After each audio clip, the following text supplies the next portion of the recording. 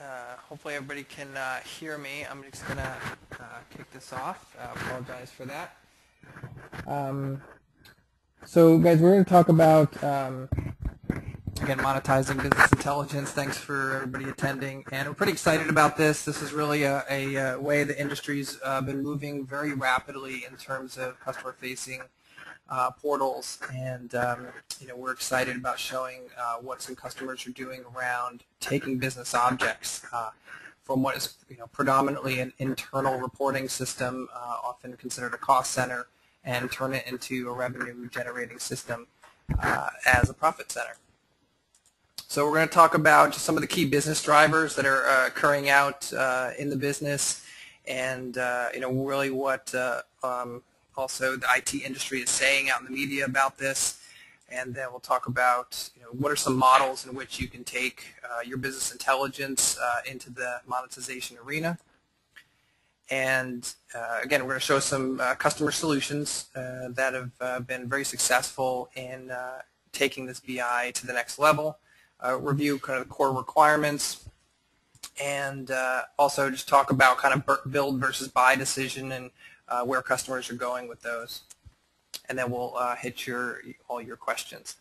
Okay, you can definitely put any questions in the chat window, and we'll hit them up after we get through a little bit.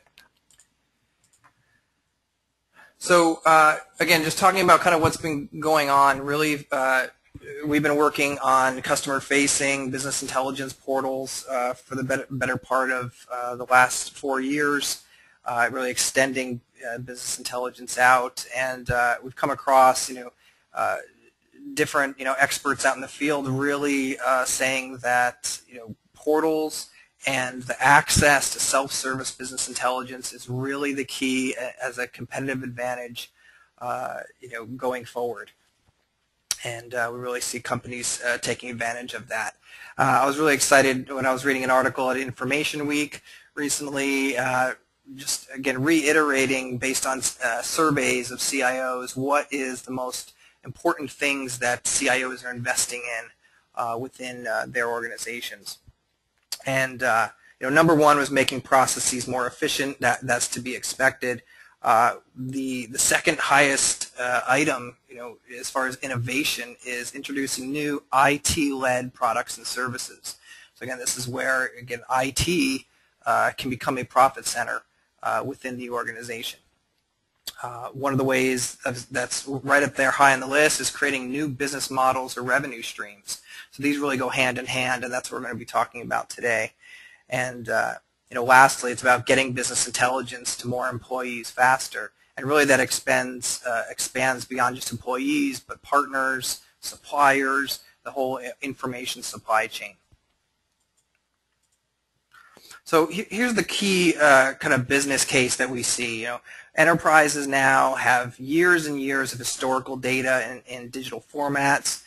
They're collecting that data on a daily or even real-time basis, and this is being aggregated into useful metrics. All the ETL processes and data warehouse processes that people have been taking advantage of are have been matured really over the last 6 to 7 years. So when companies are looking, well, how can I use all this information and technology and skills within my organization? So is there a way to present all this data in a useful way out to this information supply chain? So part of that is taking that business intelligence that's used internally and then making it self-service out to again the customers that are affecting the purchasing decisions. And is this something that can be done as either a value add to make us different from our competition, or is this actually a business-to-business type model where it can actually be sold as a service? And how do we equip business intelligence as a sales tool? So there's 3 different models here. The first one is this subscription model, right? So this is really taking reports on trends and demographics, really providing customers with information really about the products and services that they're purchasing. So for instance, working with a customer that provides this information, Today, they've been just kind of providing it in text files or and Excel emails. The new model is to provide a portal, to provide a web-based business intelligence location where they can access that information and do interactive self-service BI. The second is a value-added model. So again, this is kind of the competition scenario where you've got some information and part of your sales process needs to include value-added products and services. So, several years ago, it might have been okay just to get a PDF report out to somebody's email, or it might have been okay to, again, send a file over that they could then load into their system. But, in the same way, when you log into your banking website, you're expecting to see reports and information that's value added to you. The same concept goes for many businesses in terms of how do we provide value to our partners and customers so they see us as a leading edge company. And the third one is the content model. So this is really where, taking it to the next step, where you're interacting with customers, not only providing them data and information, but actually providing qualitative articles, analyst reviews, other information that can provide a greater understanding of what they're looking at, and also allow them to give feedback. And we'll just show you some examples again of what customers are doing as far as creating this information as a two-way street in terms of communicating. And also, once you have that conversation with customers, it's going to allow you to do things like target them with specific messages and also help them understand products and services they might not be aware of based on the information that they're looking at. So I'm gonna jump right into a demo here just with a couple examples. So again, we talked about content. What we see happening in the industry is, again, this merger between business intelligence content, real-time information, again, whether it be RSS feeds, Twitter feeds, as well as just easy-to-access portals. And so what we see here is this. So I've logged into this business intelligence portal, and depending on what a customer would be looking at, they've identified industry news, events, and different articles, and then within this same portal, then they can then access different information. So we're focused on business objects from a technology standpoint. So these are just some examples of of Webby reports that the customer could have developed and accessed all within this portal. So obviously when the user logs in, customers need security, so they're looking for ways to present this information to, again, that outside business intelligence consumer, so they see, again, the information that's specific to them, and then, again, targeting that information could be a combination of both qualitative and quantitative information. So we see customers adding reports and graphs, dashboards of different types that, again, present the different KPIs and drilling capabilities that a business intelligence system would expect, as well as documents and reports. Okay, so from a user experience standpoint, we see definitely different variances in terms of what the user interface looks like.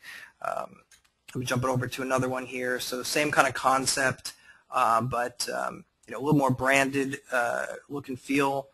And here we've got, again, content that's a combination of business intelligence information combined with customer polling, and again, analyst information to provide value to the person looking at this information.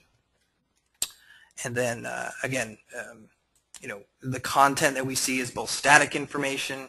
These could be, we're seeing newsletters and other static analyst type of information posted where people can come in, get access to it, and it can be fully audited in terms of who's coming in and what are they accessing.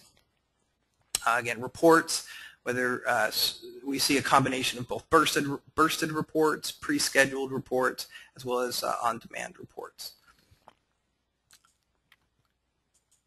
And again, we mentioned about dashboards and interactivity. So those same business intelligence concepts that have taken hold within internal systems are also expected and absorbed out into these external portals. So all the same, again, skills and technology used today still hold and can be used within these portals. So how would you get there? So once you've identified what is the type of model that you like, that your business is requiring, you've got some IT back-end requirements to define, business user requirements, and then customer requirements, and then that kind of buy versus build. How are we going to deliver this?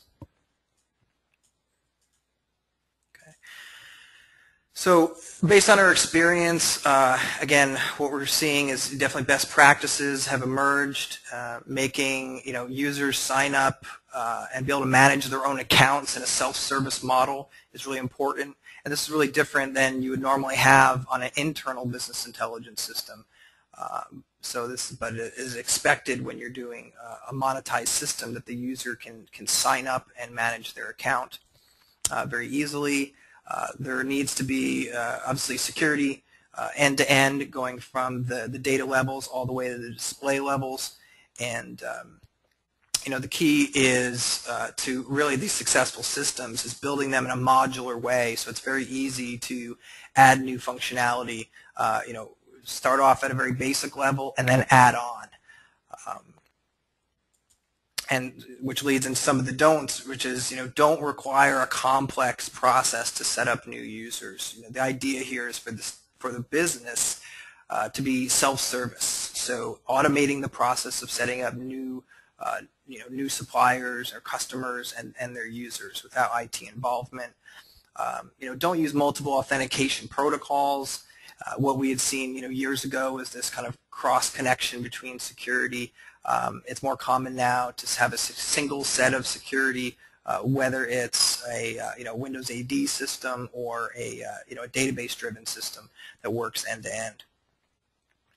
And what we also see is from an application standpoint, especially around the business objects piece, is there's different application models, and we see a much better use of not taking the business objects functionality and trying to push it up into a application that's not ready for it, but actually use SDK frameworks to segment out the functionality and plug it in at a web level. And we'll touch on that in a second. So from a business perspective, businesses want complete self-service for BI consumption. This has really been the trend in that the need for BI and its power is moving so fast that it needs to be self-service solutions. Content authoring needs to be available. So whether it's again basic users being able to export information or advanced users be able to create new content, it's important to make that available. And then equipping the business with the information, again, based on what is the sales effort and what is the information that can be added to that sales effort to make it more seamless. So again, this could be just having a portal that customers are able to subscribe to, or again, it may be a value-added solution to an existing portal that is now added different types of business intelligence content just to make it a more powerful portal. So we don't want to do, again, is require IT to be involved in that process from a day-to-day scenario. We really don't want to have reports and dashboards be static, but have it very easy to add new content to the system. As its value, it's important that that data be fresh and make sure that there's new content being added as your customers are giving you feedback. So, making the BI distribution a manual process or difficult, should really be one of the main points of attack of an automated distribution system. So from a customer requirement standpoint, again, customers want self-service to their account management. They really obviously need to trust the data in terms of the security and make it very seamless. So what we see is about half the time customers are giving a self-service BI portal. The other half of the time they are, again, they have an existing portal and they're just clicking on a tab or clicking on a link within that portal to access the information. So it's very easy for users to get access. You don't want to give them you know, a long process to get set up, and you don't want to give them, you know, complicated screens necessary to go find the information. It should be done in a way that is very easy for them to get to. So part of the process of doing this then is you know, SAP Business Objects overall does not have an out-of-the-box solution. They do provide a whole series of SDKs. So you know, the process to consume those is a pretty large task, but it would need to include, you know, retrieving all the reports and dashboards for a given user or company. You know, you need to deliver a secure multi-tenant presentation level. Again, it would, depending on your situation, it would need to be built as a new application or to be embedded within another web portal that you may already have. Regulatory compliance and auditing is important. We work with a lot of companies in both healthcare and finance, so it's extremely important that the data and tracking who's accessing that data really goes above and beyond some of the basic auditing. So it's really important to make sure that you understand those requirements and those are built into the system. So what we see out there when customers are building these things from scratch, kind of at the low end, we see usually takes about 3 resources. Again, the cost of building that system over a 6 to 12 month period really starts around $150,000. Again, in the scenario of a you know, business object system, it takes a lot of IT power resources to get those systems up. The kind of the alternative is to use some turnkey solutions. So what we've been working with our customers on is, again, this launch portal, which abstracts all of the complication out of the SDK, doesn't require developer, you know, IT developer resources because it breaks it down to just simple HTTP calls. It's already set up to be embedded, you know, within business objects portals, and you know, handles all of the security and you know, different devices, whether it be tablets or desktops, and you know, because it's a turnkey solution, it can very quickly be put into place and configured to your system and start plugging in your reports and dashboards. So again, the goal here, you know, is start off small, build a solution based on the requirements of your business. Use the business objects technology that you already have invested in by, again, leveraging the security, leveraging the Webby, Crystal, and Excelsius or SAP dashboard technology, and, you know, put it into a format that, again, from a portal standpoint, is that provides that personalization. So as that customer or supplier is logging in, they see this as a big value proposition where the actual effort to get it there, because you're reusing so much of your existing technology and process, can be very, very low. So really, again, this whole move, going back to the Information Week article, is about IT-led products and services are hot. And this is obviously pretty exciting compared to the last several years of IT just needing to kind of use the budgets they have and, you know, being seen as a cost center. So what we see is this huge shift now where IT products and services in the portal and mobile space is huge, in that it can be a huge differentiator and revenue stream for companies going forward.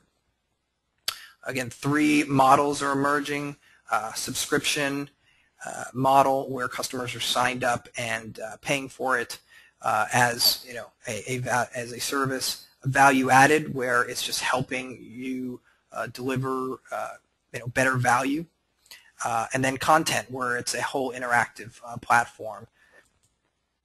Again, the key requirements around security, self-service, and just seamless integration. So it's very, very easy for users to consume. It should be a no training model, and that they can log in and instantly see the information that they should see. Again, from a build scenario, we see you're looking at about a 6-month project to get something off the ground. A buy solution, again, in the nature of turnkey solutions, obviously we'll get something up much faster. So I went through a lot of information there. Appreciate everybody's patience. If you haven't already put in a question in the chat window, would love to answer them now. So one of the questions is, which model is most prevalent? It's a great question. What we see is really a split, really 50-50, with the subscription model and the value model, where I'd say about half of the companies are doing it as a service to generate revenue, and the other half are doing it in a way that it's helping in closing deals, because the competition is still sending out Excel spreadsheets, and by providing a portal, they're picking up those customers or taking customers on that were previously with another company that maybe wasn't providing a high enough value of business intelligence. So I see that 50-50. In terms of the content, we see that kind of merging into both now. Early on, it was very, very simple in terms of, it was like, I just want to be able to provide a message. Now it's, I want to provide an RSS feed. So it's always been there. But now the level of collaboration with customers is infiltrating both of these models. I would say half the time it's static information, or updated on a daily or weekly basis. The other half of the time it's done kind of real time, with new articles coming in all the time and keeping that content fresh. So the next question was, what part of the build process is most difficult? Really the most difficult part of the build process that we see, as with any business intelligence system, is making sure that you're capturing the right metrics, identifying what is the most important metrics that, again, your customer or supplier or partner would like to see, and then data quality. So the main concepts of business intelligence itself continue in this same model. Added on to that, is just security, right? So creating multi-tenant portals, by its nature, has some complexity to it, but there are processes and procedures to make those simpler. So next question was, what skills does a Java developer need to develop with the SDK? So the skills necessary cross probably 3 different areas. Obviously, one is Java development. There's multiple ways of architecting the system. There are, I've kind of lost track, I think 8 SDKs now, just around reporting. So going across those different technologies is important, just from a Java standpoint. The second part is understanding business objects as an architecture. So there are certain flows of running a report can touch anywhere between 3 and 5 different services, and really to develop that application, you need to understand that. The third part is really around security. So the security of a customer-facing portal, and a monetized portal goes from, again, from the user interface all the way down to the data model. So it's really important to understand, not just the programming part of it, but the business intelligence portion of it. All right. So those are great questions.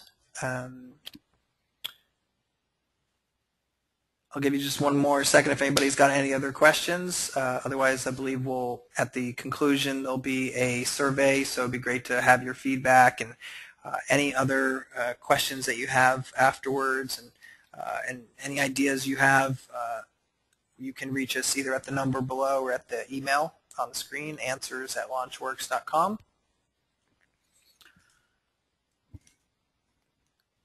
Okay. Well, I appreciate everybody's time. Thank you so much, and look forward to talking to you. Take care.